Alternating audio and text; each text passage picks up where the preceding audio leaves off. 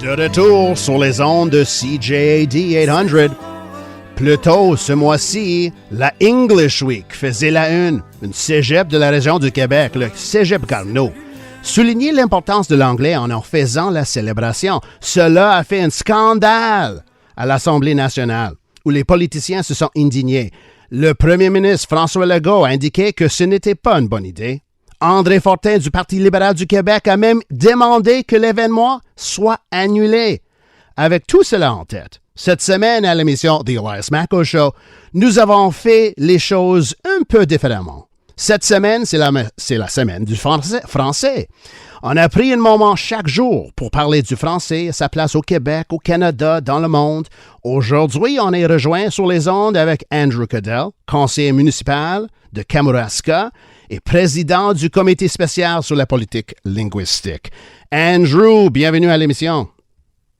Bonjour, je chantais avec Charlevoix quand vous avez joué Je reviens à Montréal. C'est comme une espèce de une chanson thème pour moi. Andrew, écoute, on adore ça ici. Andrew, je vais commencer avec ça. Êtes-vous d'accord que les anglophones du Québec, la minorité le plus privilégiée de l'histoire du monde avec leurs écoles et hôpitaux, ils ne parlent pas français, ils n'aiment pas le français. Et franchement, ils ne sont pas des vrais Québécois. Que dites-vous? Ben, c'est un mensonge. C'est évident. Comme c'est certains des nationalistes qui ont des mépris pour les anglophones depuis 1759, disons, veulent dire que on n'existe pas, qu'il n'y a pas ce sont les anecdotes. Les anglophones qui sont bilingues. C'est totalement faux. Comme dans ma famille, ma famille date au Québec depuis 1640, mais c'est comme une mélange de francophones, anglophones, catholiques, protestants. Et puis, depuis comme des centaines d'années, on était toujours bilingues. Les anglophones étaient des bilingues. Et c'est surtout à Québec, à la ville de Québec. Mais comme c'était normal qu'on était bilingues. Et puis, en tant que les anglophones historiques et surtout comme les anglophones du Québec, on est un mélange de tous, de des gens qui viennent de partout, mais qui aiment le français. Ça, c'est la raison qu'on vit au Québec. Mais même avec tout cela, Andrew, demande trop les anglophones ici au Québec. Est-ce qu'on peut passer d'autres lois 101, 96, d'autres lois pour valoriser le français? Ben, selon moi, c'est pas possible. Et aussi que c'est pas une valorisation, c'est pas une façon de motiver un incitatif pour le français. Comme il y a certaines parties de la loi 96, les leçons gratuites et aussi l'encouragement des francophones ailleurs de venir ici avoir les tarifs scolaires la même que les Québécois. Mais il s'agit que faire une loi qui fait comme des punitions et qui a une intention de démolir ou de diminuer le rôle des anglophones au Québec qui sont ici historiquement depuis plus que 250 ans, c'est affreux, franchement. Alors, ce que vous dites, c'est que en tout fait, parmi une bonne partie des Anglo-Québécois, on trouve vraiment des gens bilingues avec les souches canadiennes français. On a une communauté qui parle bien le français. Est-ce que c'est ça que vous dites? Ben, selon Statistique Canada, en 1971, il y en avait 50% des anglophones langue maternelle qui parlent français, qui peuvent avoir une conversation en français. Et moi, faisais partie de l'autre côté, l'autre partie, parce que je venais vraiment d'apprendre le français comme quand j'avais 17 ans, quand je sortais avec une fille qui parlait pas anglais à Kamouraska. C'est la meilleure façon de l'apprendre. Mais, selon t'as raison, Andrew, t'as raison. J'ai déjà fait la même chose, t'as raison.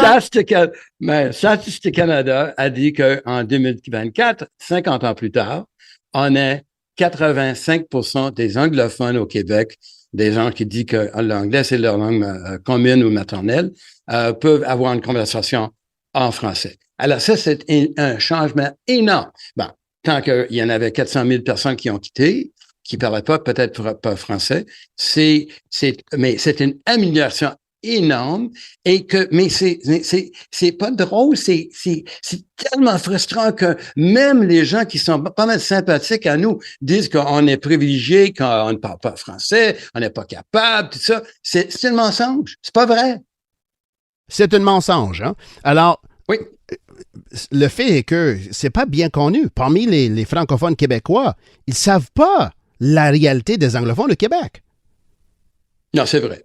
Mais il faut savoir que comme des gens comme vous, on peut tutoyer peut-être, mais comme vous, je dirais, parce qu'on a la radio, que les enfants de la loi 101, c'est certain qu'on a une population des néo-québécois qui sont comme ça, Sugar Sammy, qui sont parfaits, bilingues et même trilingues, et qu'ils sont vraiment intégrés. Mais le problème, c'est qu'ils sont pas reconnus comme Québécois à 100%. Comme, disons, juste un exemple, comme moi, j'étais à un club de golf récemment et je faisais un test de sang à Saint-Pascal, à Kamouraska. Et puis, quelqu'un m'avait demandé de quelle nationalité est-ce que vous êtes-vous? Wow. Bon, alors comme ça, comme moi, j'ai des Canadiens et Anglo-Québécois. Bon, alors, mais comme je me présentais comme candidat à Kamouraska et que j'ai gagné avec la plus grande majorité, les gens ont dit, je note un petit accent. Je dis, bon, je suis anglophone de Montréal. Bon, je dis, OK, correct. Et ils avaient voté pour moi. Alors, comme ça, je pense que la barrière qui existe, c'est très, très mince. Il faut que les francophones et surtout les médias comprennent ça. Andrew, je vais dire quelque chose, là. Votre succès, c'est une indication de ça. Avant qu'on reçoive une plainte au CRTC, il faut qu'on switch. On fait le switch à l'anglais. Andrew, got to do the switch here. Because it's interrupteur in real French, though. Yeah. I will tell you this, Andrew. I knew I could keep going when I got the text message.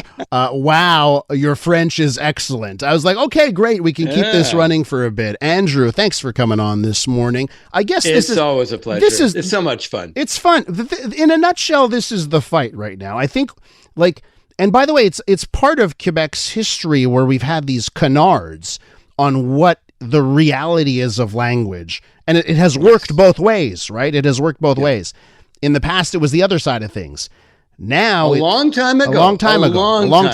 But now this is how it's flipped. There is this idea that Anglophones don't want to be part of Quebec, don't want to embrace French, haven't embraced French. And that's a canard, to use the French term. It is. It is indeed. But on the other hand, the people who don't speak French are people who are on the margins of society, by and large. They're new Quebecers. They're, recent arrivals. They're visible minorities. They're Indigenous people.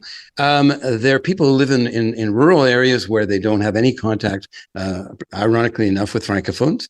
And they're the elderly. So these are people that they're not going to learn French, and we should acknowledge that we should have the services for them. It's not a matter of forcing people to speak French. It's a matter of providing services that they pay for as taxpayers and not having laws that punish them. Andrew, let me read you a text message here. This is from Joel in NDG. If I wanted to listen to a French radio station, I would go to a French radio station, okay? I usually keep my radio on all day and night. I have now turned off my radio and will not listen to CJAD anymore. I say, scandale, Andrew, that we dare to speak French. I don't like that.